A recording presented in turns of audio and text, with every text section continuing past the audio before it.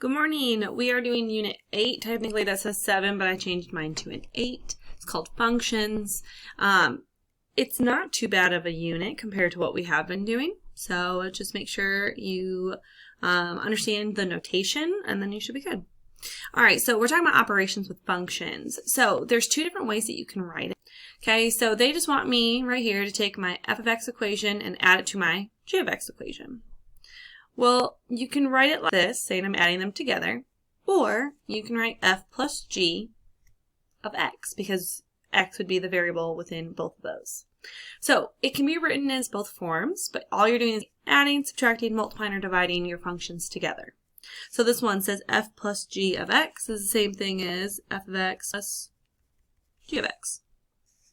For the difference, order matters. It matters which one's first and second. So I have f minus g, so I'll have f of x minus g of x. Multiplication doesn't matter, but you'll take f of x times g of x. And last but not least, division. Once again, division matters on what's on top and bottom. This one would be f of x divided by g of x. And when we're dealing with a fraction, you can have restrictions on your domain, which means g of x cannot equal 0. Now, depending on your function, you'll have to go through and figure out what makes g of x equal to 0, and that would be considered a restriction. But you cannot have it equal 0. We need to figure out what would that be. So let's try some. I'm going to do the first 4, so then you can see one of each type of operation, and then we'll move on to some of the other ones. Okay, so if you look, it says f plus g. So if you notice, we have f of x, g of x, and h of x. Just make sure you're using the proper letters. So if you look at number 1, they want me to take my f of x equation and add it to my g of x equation. Pretty straightforward. So they want me to take f of x plus g of x. All right, well, my f of x equation is x squared minus 8x plus 4. I'm going to add it to my g of x equation, which is 4x minus 3. Now, the reason I put this in parentheses, because if I were subtracting, I would want to subtract that entire parenthesis. This just helps me make sure that I don't lose any of my signs. Since I don't need to distribute anything, that means I can rewrite it without the parentheses. And now I just need to combine like terms. So in this case, I'm going to have my x squared, and then I have negative 8x plus 4x, which is negative 4x, and then 4 minus 3, which is positive 1. So here's my first answer. Then it says indicate any restrictions on the domain. So the only way that you're going to get a restriction is if I have a denominator. Since I don't have a restriction, then that means my domain is negative infinity to positive infinity, or you could do your all real numbers.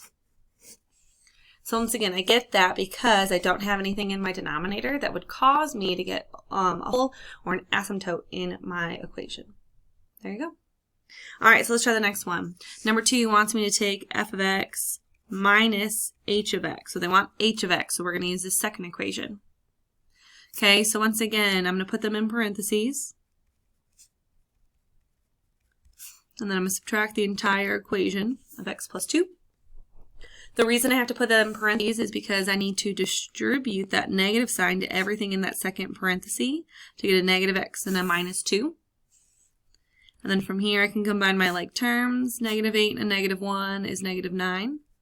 And 4 minus 2 is 2. So here's what my first part of the answer is.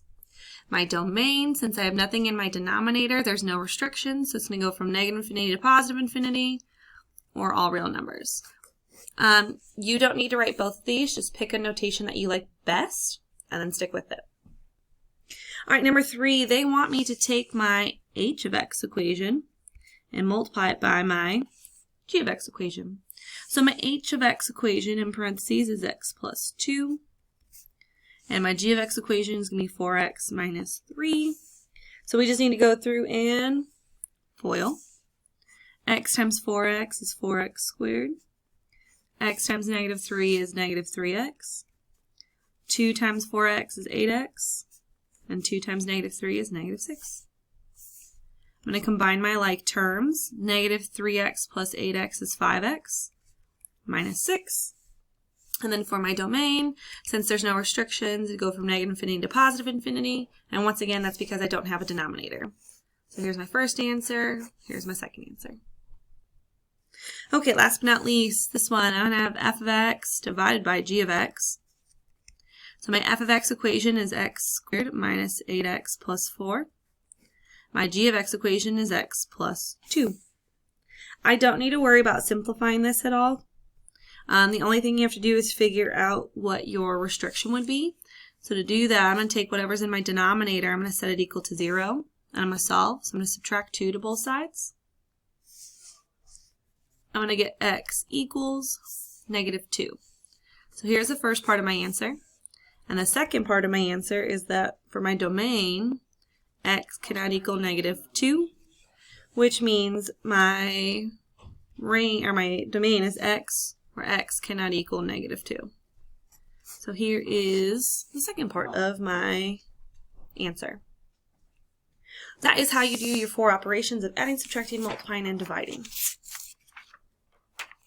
All right, let's try this next one. So what they would like for me to do on this next part is they want me to add my 2 equations together, and then they want me to plug in negative 2 for x. So the first thing that's easiest to do is I would add these 2 functions together first and keep the x where it is. So I'm going to add f plus g of x. So my f of x equation is 2x squared minus x minus 12. Plus, I'm going to add my g of x equation, which is x plus 7. And then simplify this, I'll get 2x squared. My x's will cancel. And then negative 12 plus 7 is negative 5. The next step that I'm going to do is, now that I have this equation simplified, I will now plug in negative 2 to see what I would get. I'll do 2 times negative 2 squared minus 5, and I plugged it into this part right here because it's already simplified.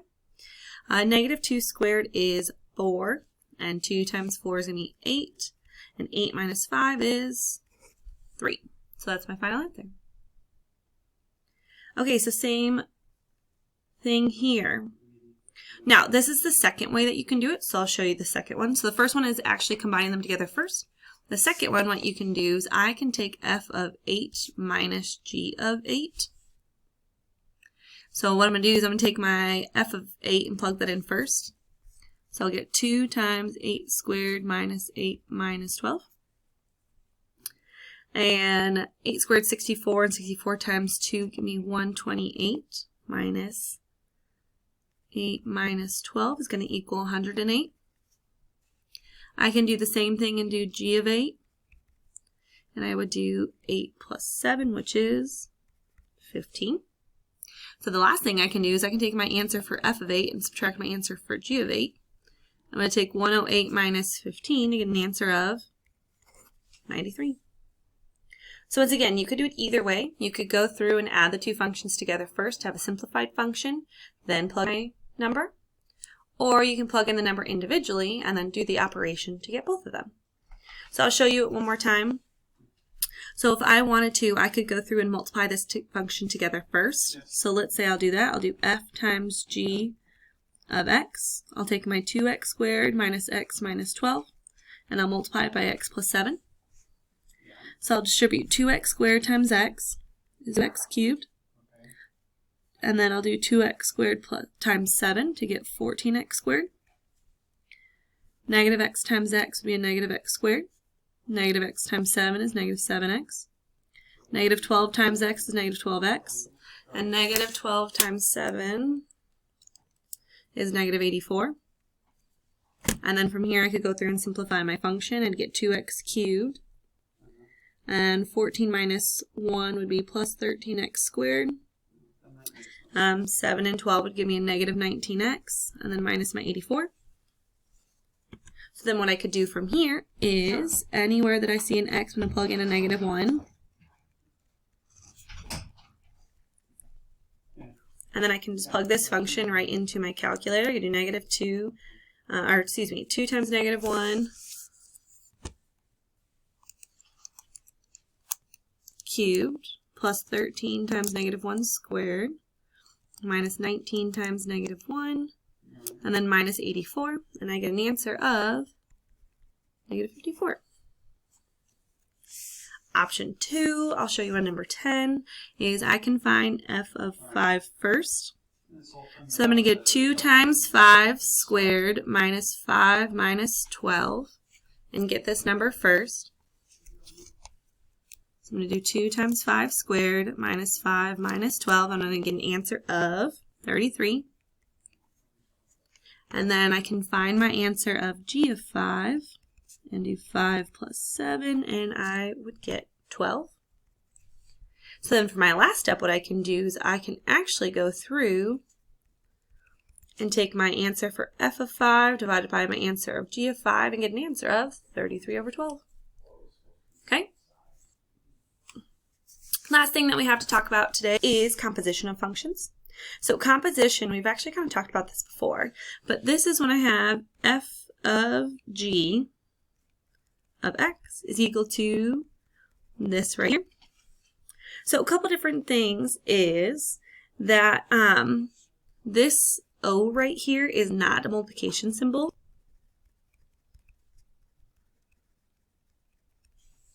It means the word of. Okay, so you're plugging different pieces in. So f is listed first, that's on the outside, g is listed on the inside. So you're taking a function and you're plugging it into the other function. And that's the first thing or the main thing that you need to realize. Okay? So I'm going to do this on a separate sheet of paper since I write so large. Here's f of x. We know that it's x cubed plus 8. We know g of x is equal to x minus 1.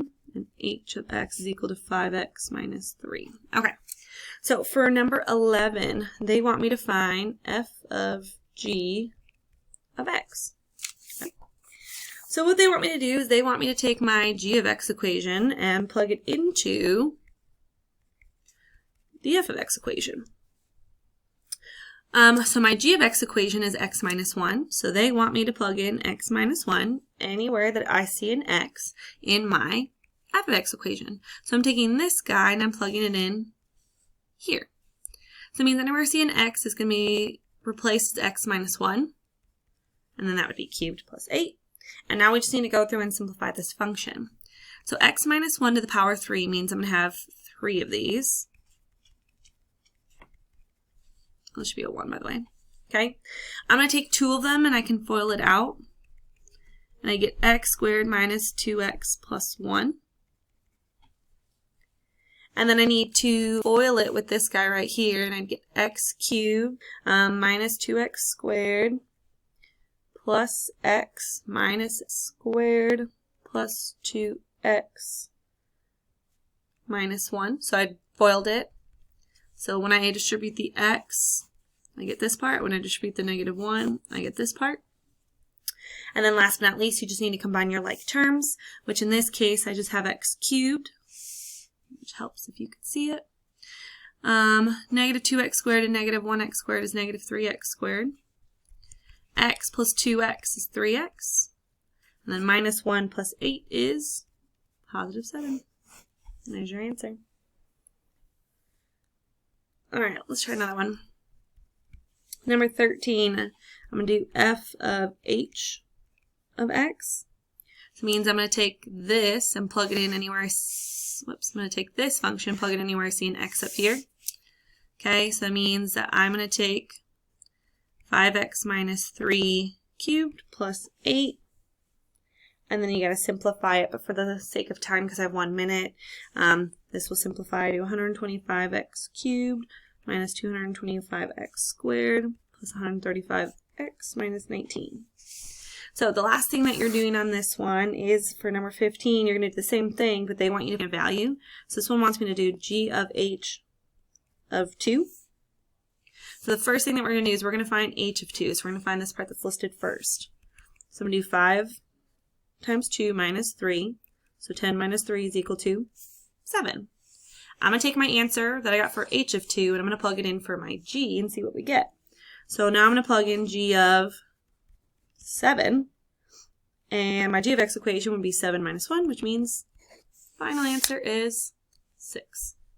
So all you're doing is you're taking like the next one. So if I have h of f is negative 6, I'm going to find f of negative 6 first, And whatever number I get here, you're going to plug it in to your 8.